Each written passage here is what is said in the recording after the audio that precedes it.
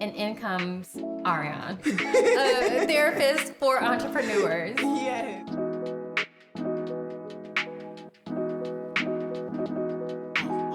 I want people to be enthusiastic about the possibilities and the optimism about change. Like, your life doesn't have to stay where it is. It can always evolve. My name is Sarah Fontenot, and I will be your host tonight. So I'm super excited to be joined with two incredible women, and a little bit about my journey, or why I'm here today, is I help people get out of their own way mentally and emotionally on a subconscious level.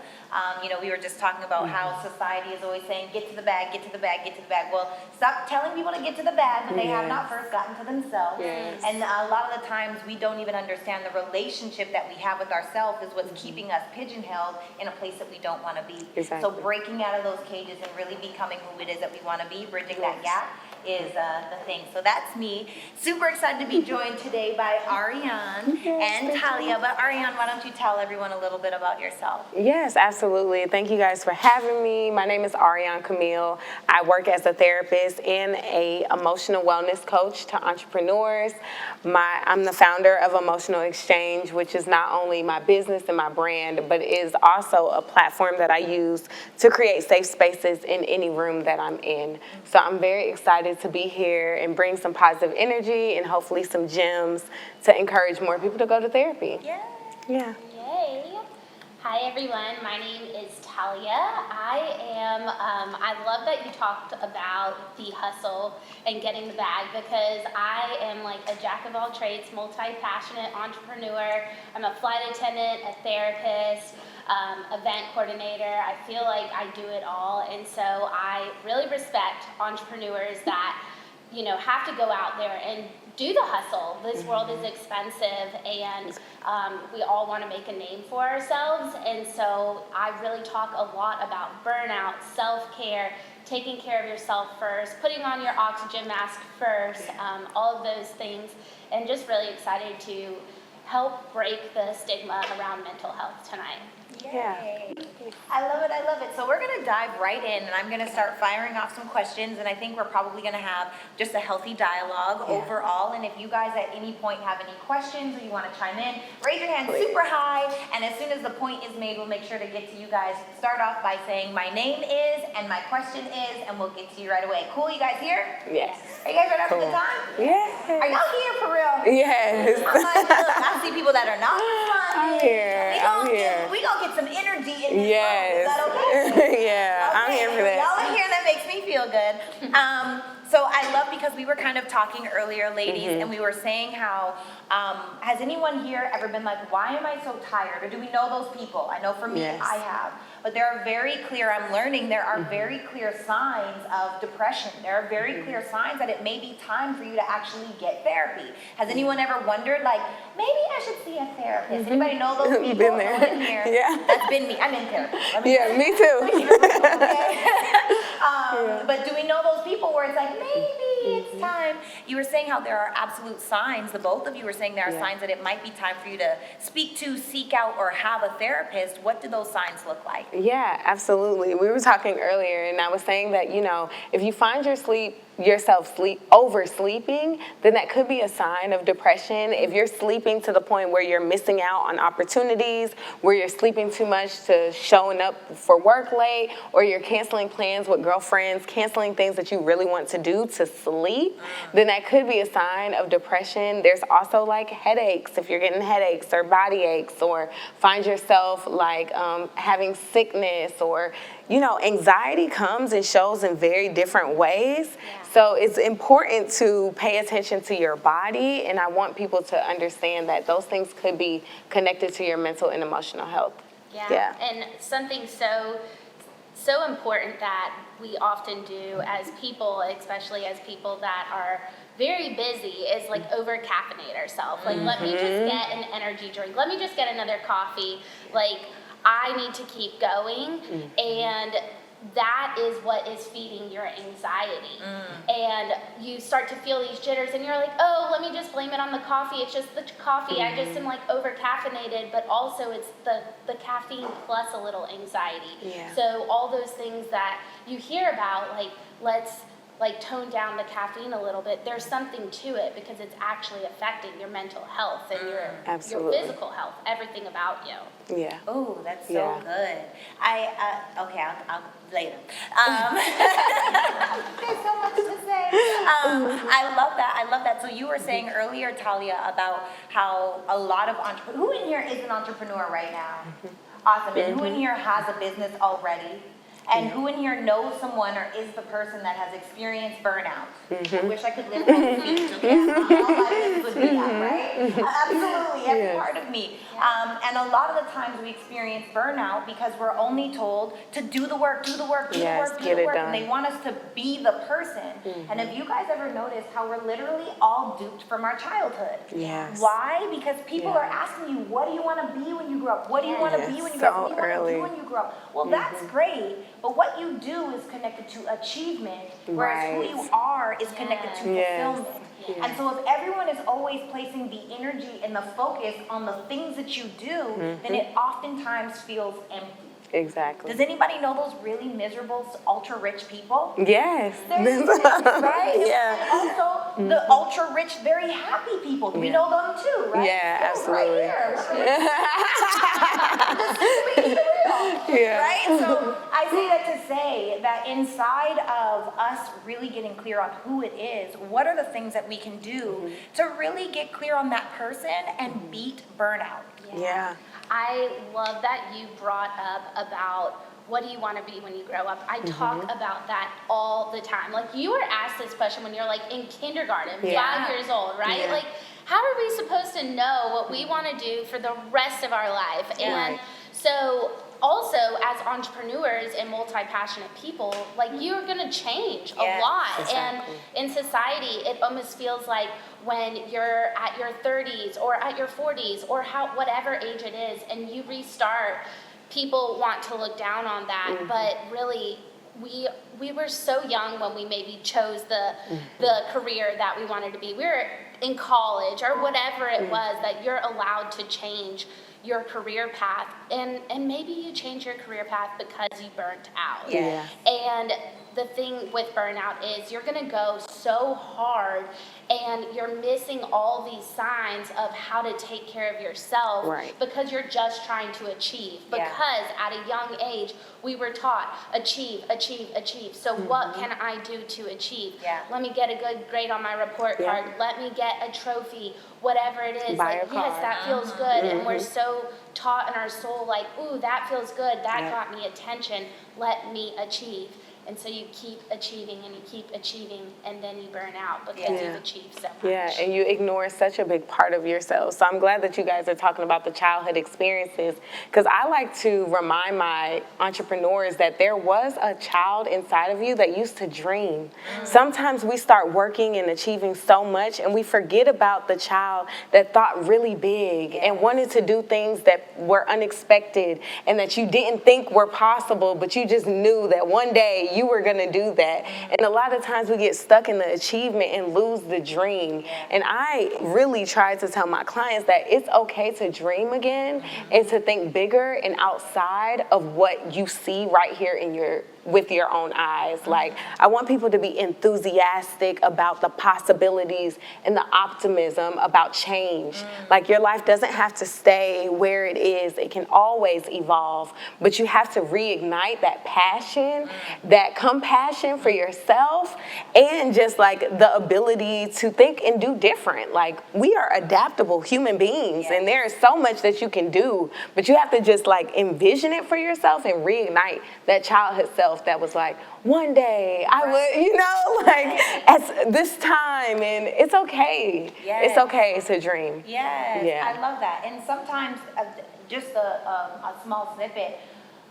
Okay, how many, can we be transparent in this room? Is that okay? Because I know for me, and I'm sure I can speak for y'all too, we did not come here to rah-rah anyone, okay? We came here to have a healthy dialogue. Is that okay? How many of us in this room that are willing to be honest have set a New Year's resolution, and by February, March, April, we stop working on it? Anybody in here? I have been there. Look, some of y'all won't be honest. The ones that will Doesn't even set them. Exactly. Okay. the thing, guys. I love that we're talking about our childhood because it's kind of like, how do you say it? The tail age story, the old tail, age, the old tail story. Is that what you tail saying? age? What's the Old saying? age tale? Old age tail tail. story. I know it ends with. You know what I'm talking about?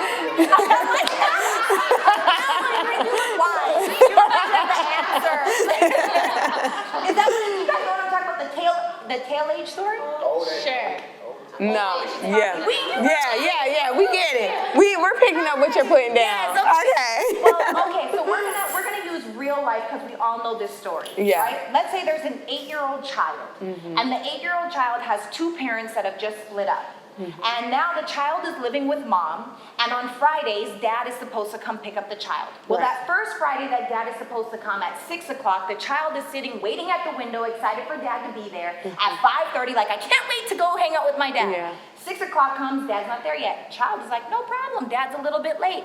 6:30 rolls along, the child starts asking questions. Is dad okay? Did something happen? Where is dad? Why is he not here yet? 7 o'clock rolls around, now the child is still asking more questions. By the time 7:30 rolls around, mom comes to take child off of the couch, child is crying, upset, but it's okay. The next Right. time dad's gonna be there. Right. You know the story? Yes, absolutely. The next week, dad is supposed to come pick up the child. And the same thing happens. Well, this is the thing. Over time of dad not showing up, the child's questions start to turn into statements. Instead of it being, why is dad not here? It's, what did I do wrong? Something must be wrong with me. Dad doesn't love me. Maybe I'm not lovable. And these statements that happen start to create these stories that we live through, and most time into our adulthood because we've never addressed it. Do we know this story? Yes. So inside of this story, guys, this is the thing. We are the dad, and we are the child. We are the person that is constantly making promises to ourselves. Oh, I'm gonna lose 10 pounds this year. Oh, I'm gonna start making more money. Oh, I'm gonna start that business. Oh, I'm gonna let go of the toxic people in my life. And what starts to happen is we don't even show up for ourselves. Right. And so sometimes you have to rebuild the trust with yourself. When you start setting a new goal or a new plan, how do you actually follow through? I need everyone to take a deep breath in, hold, let it out with a noise. That was a weak noise. That was a terrible noise. We're gonna try this again. I need everybody to take a deep breath in, hold, let it out with a noise. Okay, that was better. Yes. But okay, when you let this out, I need you to let out all Which of one the is great? frustration. I need you to let out all of the Yeah. disappointment. I need you to let out anything that does not feel good. If you are sleepy, let it out. Yeah. If you need more energy, let it out. Yeah. If you are like, I can't believe this person cut me off in traffic, let it out. Okay, that's what I need to hear in these sounds. Are y'all ready? Yes. Deep breath in. Hold. Let it out. Who feels better? That was good. One of the things that we get to realize is that we control so much of our bodies with our breathing. And sometimes just starting with that very simple thing and taking it serious will be the thing that starts to rebuild trust with yourself. What are some of the things that you guys do? And I'm sure you've done a lot of inner child work, hugging your inner child, apologizing to your inner child, writing letters. What are some of the things that you guys have done for people, or maybe someone can take home tonight, that is that inner child rebuilding trust with self-work? Yeah. Okay. Yeah. So something that I did for myself was like going through my story and, just journaling. I intimately journal for myself about the different parts of my life that like impacted me. So I do this with my clients, and I've also done it with myself. Like, what is my story? How did I get here? How did these different time periods of my life like affect me? So like something that you were describing in that story can lead to abandonment issues, right?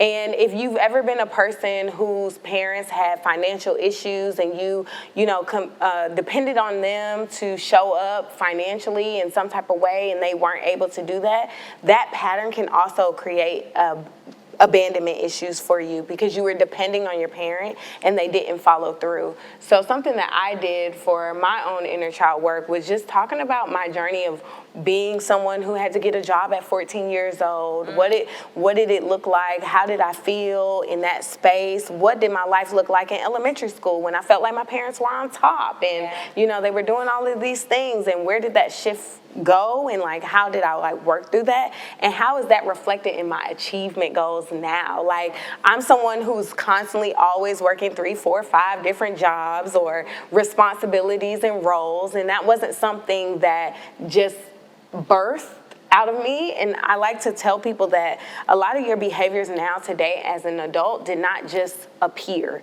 These are patterns that have been established and planted very early on, and it's okay to go back and acknowledge them. You're not relieving yourself of accountability by saying that I was taught this. And I think a lot of people kind of want to talk to you guys into thinking that if you hold someone else accountable for what they teach you or have taught you, then you're not taking accountability for the change that you can create. But in order to create change now, you have to identify where you learned the lesson. Yes. Where did I learn to spend my money this way? Where did I learn to save this way? When did I learn, or how did I learn to talk to myself this way? These are all things that were established very early on, and you got to figure out where those voices come from. Like, what is the story? Who first told me you ain't shit, or you ain't gonna do shit, or like those type of voices? Like, you didn't just wake up out the womb and say that to yourself. There was messages around that gave you that message, and you held on to it out of survival and trying to make your way through. But there is a process that you can release that, but you got to identify the lesson. So that's something that I do with my clients and myself. Yeah. To that point. Yeah. Absolutely. So this is why therapy is so incredible, and why having people on the outside looking in to help you discover your stuff. It was a seminar that I went to, and we did, I don't know if you guys know the I'm sorry list, right? I'm not even going to dive into the I'm sorry list. That's not the point. The point is, I realized that at 10 years old, I created a story that I was not aware of until I was 28 years old. So to give you guys some background, that was a long time ago too, let me just tell you. Yeah. So I say that to say that when I was 10 years old, guys, I was a dirty kid, like dirty. I'm from Canada, Regina, Saskatchewan, Canada. If there were roaches in Canada, we would have had them strictly because of me. I did not shower every day. As long as the general areas in the house were clean, my parents, my dad ruptured a disc in his back. We went from a 2-family income household to 1. My mom was trying to make sure we weren't homeless. She had all of us kids. My dad's injury, full-time job. She was going to school full-time to get her master's in engineering. And like I said, trying to make sure we weren't homeless, right? So inside of this, she wasn't checking for me to be like, did you make your bed? Is your room clean? No, I told you to do it. If you didn't do it, shut your door. I don't want to see it. Right? And so I was the kid, anybody know those kids that were just cluttered everywhere? Clothes, dishes, things, blankets, dirt. Like, I'm not joking when I say we would have had roaches if there were roaches in Canada because of me, okay? There was a girl at school. Does anybody know that person at school? She was that girl. She could sing, she could play piano, she could play guitar, she was fast and track, she was beautiful, and on top of all of that, she was nice. You couldn't even hate the girl because she was too nice to hate her. And so she would have those things where you take, like, the whole class comes over to her house, and she'd have those parties. And at those parties, when you went to her house, every single thing had its perfect little place. I was like, oh, little Miss Muffet lives here. Yeah. Right? This is a perfect household. Yeah. From my 10-year-old eyes, her mom was a stay-at-home mom, her dad was a police officer, and I was like, this girl lives the perfect life, and I want to be like her. And so I asked her one day, I said, hey, I'm going to call her Jane Doe, because I'm never going to out her. But Jane Doe, I said, hey, Jane, I really want to be clean like you, but I don't know how. Can you teach me? I would love if you'd come over to play tomorrow, and you can show me how to be clean like you. She said, yeah, for sure. She came over to my house the next day. She did not stay long. And the following day, she told every single person in my class how dirty and disgusting and nasty I was. And from that point, I created a story that said, if I let you in, you'll betray me. Now, this is the craziest part. I didn't know I had that story until I was 28 years old. old. So I've been engaged twice. I was almost paralyzed by my first fiance. We will validate our stories through thick and thin because it's our autopilot. I had to validate, if I let you in, you'll betray me. Of course I'm gonna look for subconsciously a toxic man. Of course I'm looking for negative, toxic female relationships, women that are not empowered inside of themselves, because I had to validate, if I let you in, you'll betray me. Do we know what I'm talking about? Yes, absolutely. And so it's so important to be able to identify where your stories are really your autopilot that doesn't serve you anymore. For 10-year-old Sarah, that was very helpful. If I let you in, you'll betray me. Sarah, stop being so nice to everybody. Everybody don't need to know your business. But 28-year-old Sarah, it is not beneficial. That was for survival then, and it's not now. So identifying those stories, like you were saying, is an absolute game changer. And outside of that, my strong suit that came out of it was, no one's ever going to be able to call me dirty again. If you come to my house, every label is facing this way. If you, my closet's color coordinated. Look, I got hair for who do you need me to be? Which unit am I going to? You know, like literally, it's a different. I literally have gotten to a space, and maybe you guys can agree that when you understand the strong suit that comes out of the pain, then it's like, oh, this was a superpower. You know, I'm not crippled by this, I'm empowered by this, and it's all a part of my story. Yeah, that's so good. It's all about making pain your purpose. Yes. And so between the two of you, what you guys talked about is how important and how necessary therapy is. Yes. Like, just as we did the breathing techniques, like I would say therapy, and even being a person, a therapist that goes to therapy too, I mean, we all need our therapist, is like therapy just feels like a hug to your heart. It's, you have been trying to navigate and carry everything, the weight of the world, and especially as an entrepreneur, we were talking a lot about being a solo entrepreneur and how you're trying to like do it all yourself, but your therapist is your advocate. Your therapist is the person that you can tell all your secrets to, and if you have a good therapist, they are not going to judge you. They're going to be there to hold you accountable. And so it's really the beauty of it when we talk about this inner child work. It's sometimes you have never had that person to talk to even explore this childhood, because if you explore it with your siblings, with your parents, with your family, like it's not going to be the same as when you talk about it to an unbiased person that is just here to listen and to be there for you. So when we're talking about unpacking this childhood and these lies and these things that we have carried around with us forever, that is why it's not some like frou-frou stuff to like, let's heal the inner child. It's like, it's real work. And the simplest tangible thing that I tell my clients when talking about inner child work is I have a picture of little Talia on the mirror, in my bathroom mirror, and she's so cute, and I look down at her all the time when I'm getting ready, and I tell her how cute she is,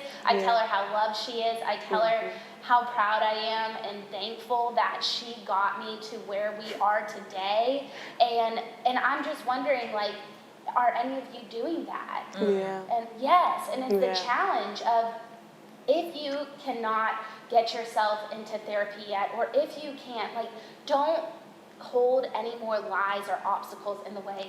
I know you all have a picture of your little you, and print that out. I need it printed and put on the mirror, and that, talk to her every day. That's going to start the process of healing your inner child. I'm so glad that you said that. I actually just left a seminar that I held the other day, and I was telling the people who were in the room that you have to know what you're protecting, right? So you have to develop the idea of your authentic self, who that is, what do they want to do, how do they carry themselves, what lives do they live, and then you set boundaries, like what you were saying about like the way that you carry yourself now, and there's a lot of lessons that we learn over time that doesn't allow us to have boundaries to protect the authentic self that we want to be.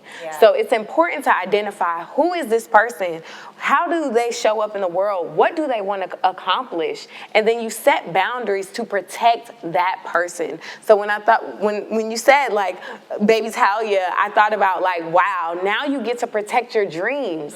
What, like I was saying earlier, like what did baby Talia dream about in her life, and what decisions are you making now today in your adult life to protect her dreams? Like, how are you able to provide a full, safe, loving, whole environment for this person? Like, I know they tried to get us out here at 18 and said we was full adults. Then we graduated from college at 22 and they was like, you're really grown now. Then you turn 25 and you're supposed to know exactly what to do for the rest of your life, right? And we all know that none of these things are actually what happened, because we've all like been there, right?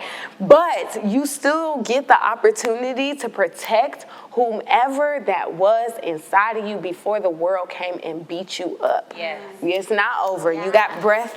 You got air in your body. Yes. We not done yet. I think that like really goes onto the topic of like how important self-care is.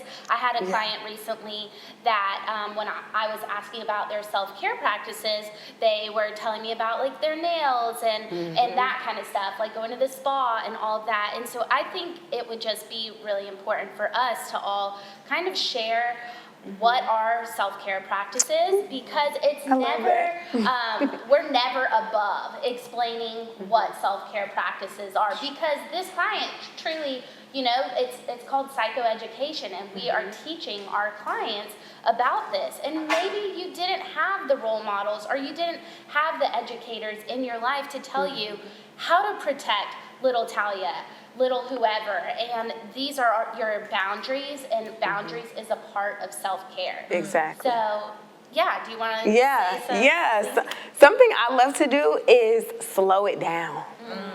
Okay, I like to slow it down. When I have sessions book to book, I could have 3 sessions booked back to back. 5, 6, 7, like no break. It's downloads of information back to back to back. I can have meetings in the morning, projects due, and all that stuff in the day. But it is very imperative for me to be able to show up as this full therapist, as my full emotional wellness self, to take care of myself. And whatever business you guys got going on, it's important for you to show up for your business. The only way you're gonna do that is if you take moments to slow down. Yes. Slow it down. That's my very first and favorite self-care activity. And this is how I slow down. 1, I breathe. Yes. I do box breathing. So you can do box breathing in sets of 3, 5, 4, whatever makes you comfortable. Where you inhale, I do 5. So I inhale for 5, I hold for 5, and I exhale for 5. I inhale through my nose for 5. I hold for 5, and I exhale through my mouth for 5. And I would do that 3 times in a set, whether that is in between sessions, whether that is before I go to bed. Sleep is actually better if you box breathe in your bed, just to let y'all know. That's like a real, you can be laying there, cuddle, you can be like cuddle to the side, and really just do the box breathing, and it's so good. Yeah. Another thing that I do is I light my candles with intention. So not only do I won't pick my candle up, I will stoop down to like my dining table and light my candle that way.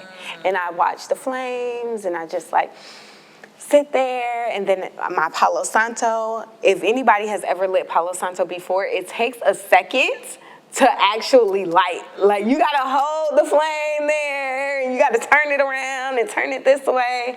And that is my way of like slowing down throughout the day. Breathing, or I'm lighting my candle and light my Palo Santo. I love that. Yeah. So some self-care, how I mentioned, I am a flight attendant also, and I'm sure you all have flown before, and so you know that in the demo, in the safety demo, it says put your own oxygen mask on first. I don't know how many moms I have in the room, but it says put yours, you. and then put on the kid's oxygen mask on. And why is that? Because if you were to put your child or the little one's mask on first, you're going to lose your oxygen, and you're not even going to maybe be able to put on their mask, and you're definitely not going to be able to put on yours. Right. So when it comes to self-care, that is always my way of teaching my clients. It's you can't show up as a mom, you can't show up as a wife, as a girlfriend, whoever it is, if you don't take care of yourself first. So Exactly. this whole self-care is selfish. It is not. It's actually necessary. So when my favorite self-care practices and what I really like to teach clients is about boundaries, and especially, I'm sure everyone in this room has a million responsibilities, a million things that you have your hands into. So how many times do you say no? Like, say no to people. You don't have to say yes. You don't have to be the people pleaser. That event can wait, whatever it is, like, can wait, because if you just have to say no and be quiet and chill and Netflix and whatever you have to do, cook a dinner, go on a walk, all of those things, that's what you have to do for yourself, and that is taking care of yourself. It's about the intention behind the action. Yes. If you set intention for the walk, you set intention for making that coffee, you set intention for making the tea. I was also on the phone with a client just today, and I told them to stop taking their phone in the bathroom. Okay? I said, every time you take your phone in the bathroom, you're taking away an opportunity for you to spend time with yourself. Leave it outside of the room. And you don't have to do it all the time, but just sometimes, every now and then. Just put it on the charger and forget about it. My favorite is when you take a bath, but your phone is in there with you. It's like, I mean, I'm guilty of it. Yeah, me too. Like, Right. let me just catch up on some stuff. Yeah, love that. Anyone else like to share? Yeah, I'm very proud of everybody who is on the journey to take care of themselves and transform their lives. Like, having to go through the childhood stuff and change your behaviors and pick up new habits is not something that is easy for anyone to do, not for any of us, nor do I believe that it will be an easy process for you all. The point of, like, what I want to leave you guys with is that, one, there's people out here who can hold space for you and want to hold space for you, who are not just like trained, but also care enough to, choose this profession. And I also want to remind you that you do have the ability to change. Like, nothing that you're doing, if you don't go to the gym every single day, that doesn't mean that you're not capable of doing something. It just means that you need to pick up and try again. When you see yourself like not achieving certain things, rewire how you're seeing those things, and try not to say that, oh, I've stopped doing this, instead of saying like, I've taken a break. Like rewording yourself like, oh, I stopped going to the gym. You can't really stop going to the gym. You just have taken a break, or I stopped eating healthy. Like, you just kind of took a break. And when we're talking about neuroscience and the messages that we tell ourselves, like, I like to tell people that we operate top down. So our thoughts create feelings, and our feelings create movement in our feet. And if we're not paying attention to what thoughts we're having and what messages we're sending in our brains, then we're not paying attention to how our heart feels. And your feet are navigated by your heart. Wherever you are most passionate about, wherever you love the most, that's where your feet are going to go. That's sometimes how we end up in toxic relationships a little bit, because our heart just be doing all types of stuff, right? But it's about the message that we're telling ourselves in our brain around what's pumping our heart. So we are people who operate top down. So if you feel like your feet are stuck, you feel like you're not standing in the place that you want to be, check your heart. How is your heart feeling? And then check the thoughts that you're telling yourself in connection to all those things. So, I love that. thank you. And I think Yeah. Well, one resource, as we're talking about like different things, there's a group of men here in Atlanta that pride themselves on helping men and young men as well. They're called the Counseling Brothers of Atlanta, CBOF ATL, I think, is their Instagram, and they are all licensed professional. Someone asked me today on a podcast, what is like the biggest myth that you get from entrepreneurs about therapy? And I said that they don't have time. Therapy, you only spend maybe 2 hours a month with a therapist. We only meet once every 2 weeks. If you really want to, step it up a notch, you can meet once a week for an hour.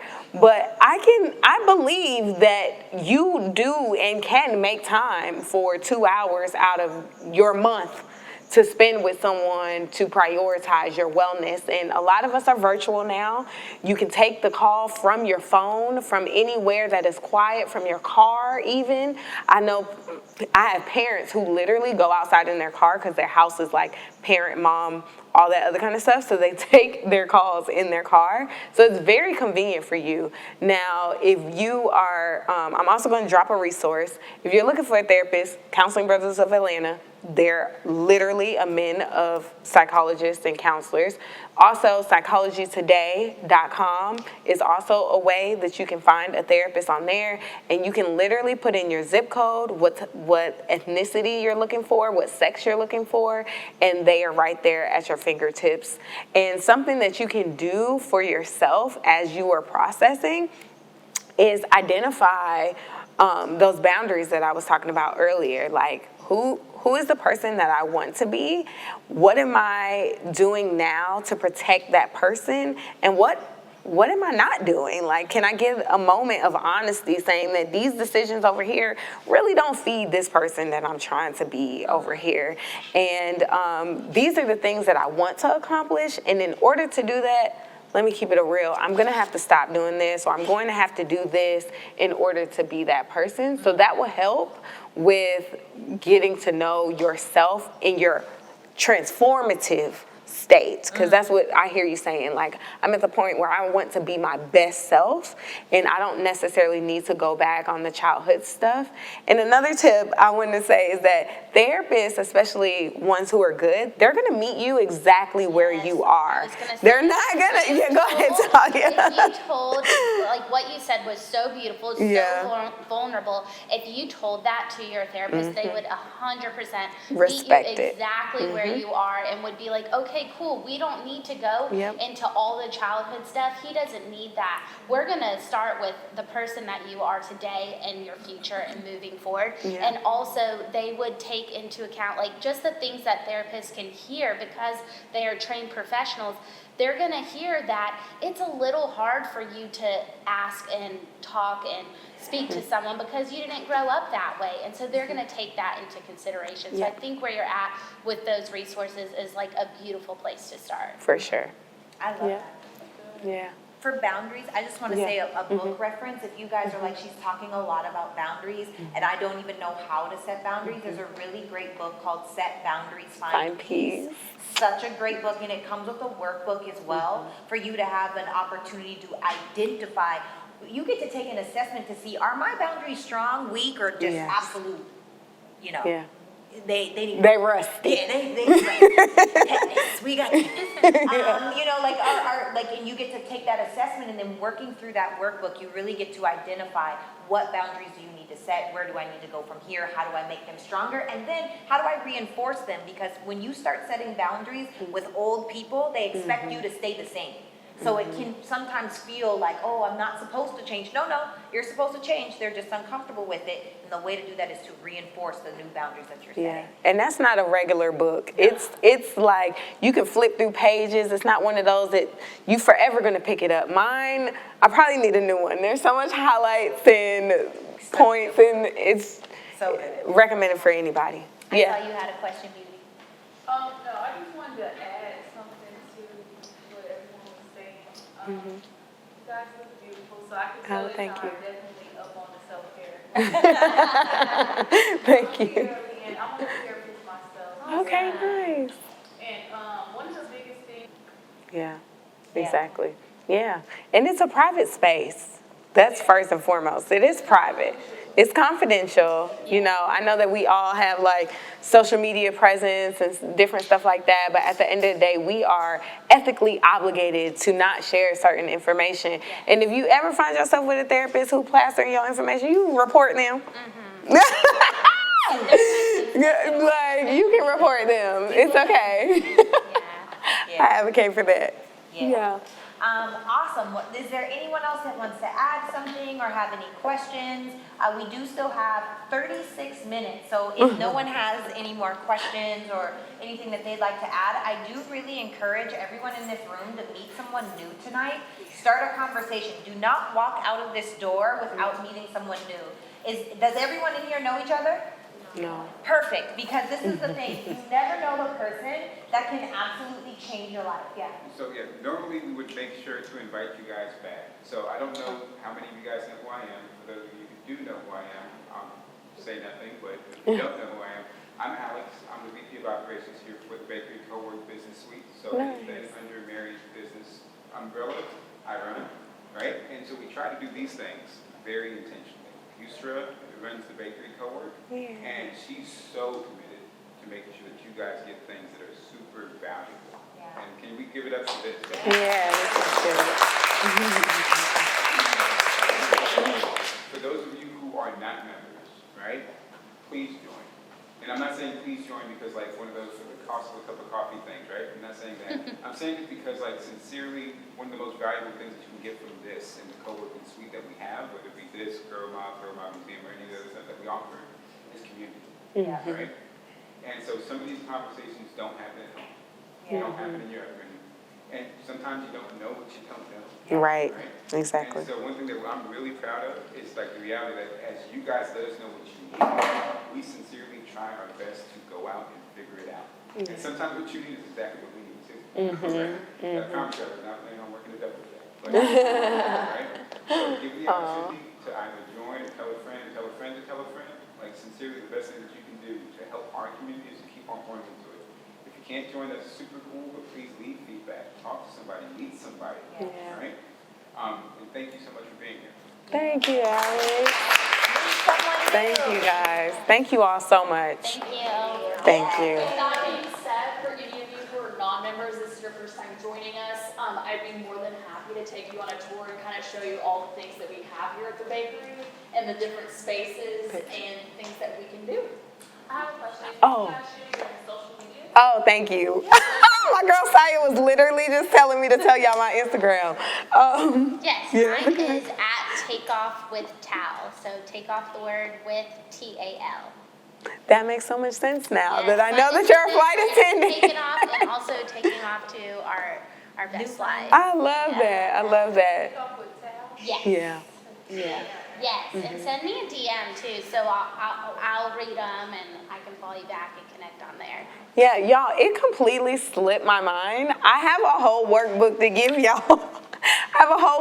give y'all. If you follow me at Emotional Exchange and DM me the word bakery, I've already preset a freebie for you guys. So, I'm so happy that you asked. So follow me, Emotional Exchange, DM me the word bakery, and you guys can download the workbook. It talks about dilemmas and how to just refocus after an unexpected dilemma. Love that. Yeah. And I'm sorry. no, it's okay. Yeah. I have Yes. one more question. Yeah.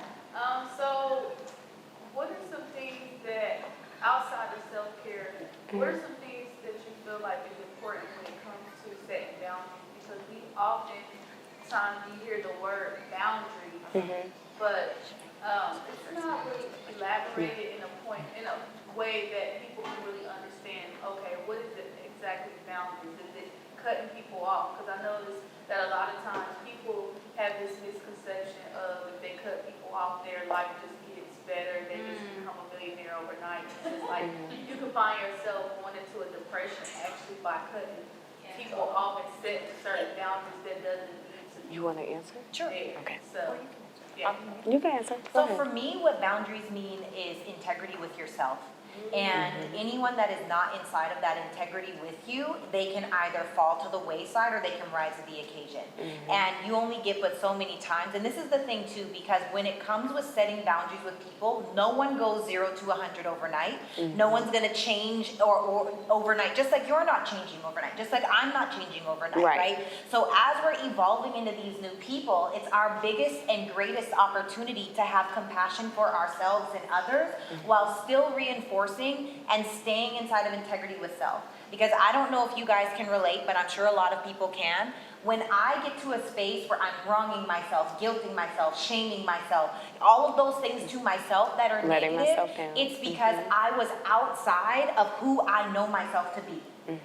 Right? It's those times when it's like, I should have said this. Oh, why didn't I do that? I could have done this better. And when we do that, that starts to ruminate, and then we start to create that little devil on our shoulder. Well, if you're only operating in a space that's the truth for you, and you're operating in a space of authenticity and fairness and love, and you're just doing your best, whether or not people are there for you, they are there for you or they're not, and they get to choose. But if you don't choose yourself first, the world will choose for you, and they usually don't choose much. So I believe that boundaries is really getting clear. You have to have a level of self-awareness, enough to have integrity with self to then reinforce those boundaries. And just really quick before we jump, because I'm like, let me just throw this out there. Yes. My Instagram, if you guys are curious, is Ms. Serafano. So it's MSSARAH, and then I'm the black girl with the silver hair and a pink background. MSSARAH, Fontenot is FONTENOT. And I have a new podcast. It's right in my bio if you want to follow. Yeah. I'm very excited about it. Yes, I only have 7 episodes, but it's great. Yeah, that's it. Do that. Boundaries are to protect you. Yes. Just remember that. Whatever the boundary is to protect you. Yes. Identify what that self is. Identify who that authentic self. Set the fence. Protect it. I've been saying it. Yeah, I hope it lands. Okay. Thank you guys.